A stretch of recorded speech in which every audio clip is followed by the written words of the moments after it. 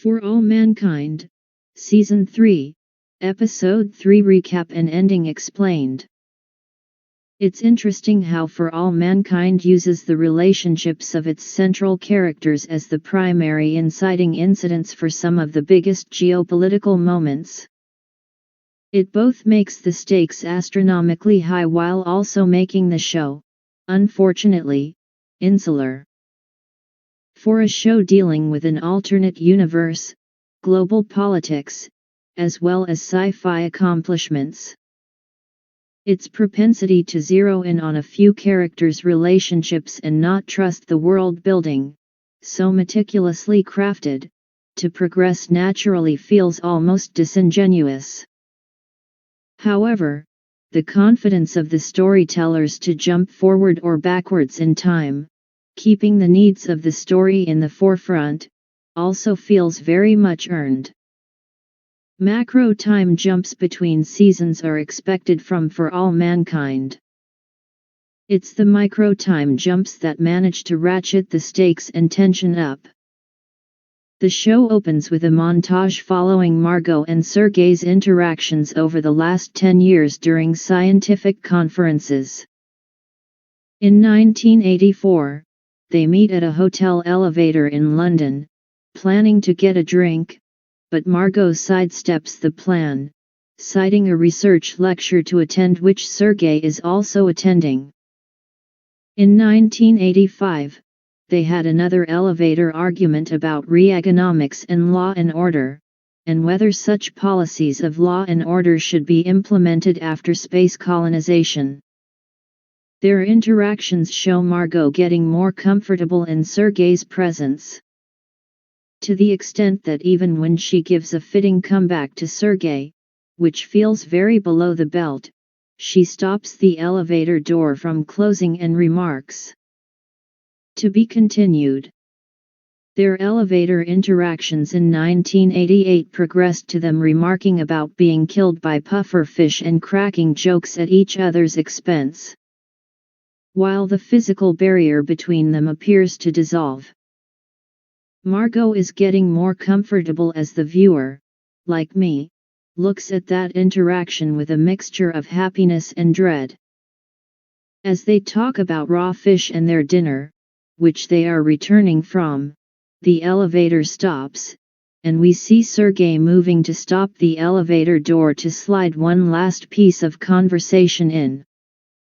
While Margot does not stop him, almost expecting that moment, before she goes to her room. It's 1991. They enter the elevator. There is a healthy dose of nervous tension between the two of them. As they enter the elevator, their hands slowly touch. Margot's face shows a shy smile, while Sergei starts pulling her closer until the elevator suddenly stops at the 4th floor and they are interrupted. Another man enters the elevator, to go to the 7th floor, and the moment is broken. The elevator reaches Sergei's floor, a first we have seen through this entire montage, and Sergei walks out and looks back at the elevator at Margot. Her face is stony, almost embarrassed, at having been almost caught. Begins in earnest with NASA reacting to the news of a third competitor in the space race, and much to the chagrin of Margot's assistants. Margot also plans to have the NASA Mars mission up and running by 1994, to compete with Helios. That would mean fast-tracking through a lot of the prerequisite operations, and while Aleda states that Sojourner 1 could be ready. Both Danny Poole and Danny Stevens, concur in the affirmative regarding their crews being ready. However, Bill Strasser brings up a few valid points.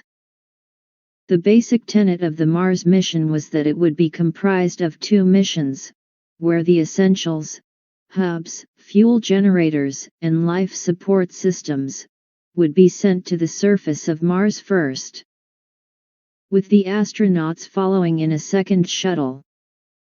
But with the timeline being fast-tracked and having already missed a launch window, the habitats wouldn't be functional for even a year.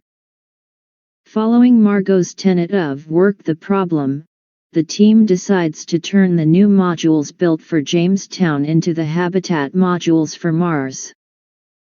But that wouldn't solve the problem of getting the modules to Mars before the astronauts. Aleda proposes a radical solution, which makes sense, but only marginally, that this pre-supply mission is to be launched at any point outside the launch window, aimed towards Venus. That would cause the shuttle to slingshot towards Mars due to orbital mechanics. While it sounds very revolutionary and cool to listen to the verses of intelligent scientists, if you think this is a sci-fi method requiring a few leaps of logic, you aren't wrong. Slingshotting is a common technique used in Star Trek, especially as a method for time travel. Ronald D. Moore's connection to the writer's room of Star Trek is again getting focused here. But credit to the writing team that it doesn't take away from the conviction of all the actors playing the parts. The show's use of real-life footage of Russian or American premiers delivering speeches in front of their respective parliaments and dialogues from the world of the show being dubbed over their words produces a hyper-realistic sensation, subsequently grounding the show in its meticulous world building. From the newsreels, we also learn that the Soviet Union had announced that they would be launching their Mars shuttle by 1994. The space race now officially has 3 contestants. Meanwhile, in the presidential debate, both candidates Bill Clinton and Ellen Wilson argue over the justification of spending billions of dollars on the space program to launch the Mars mission 2 years earlier. With Clinton arguing that the funds would have been better spent combating poverty, and Wilson vociferously countering that the funds for the space program do not impact the food banks. And candidate Wilson is cognizant of that information. NASA needs extra funds injected because, as Wilson argues, we have to press forward. I assure you, the Russians and Helios are.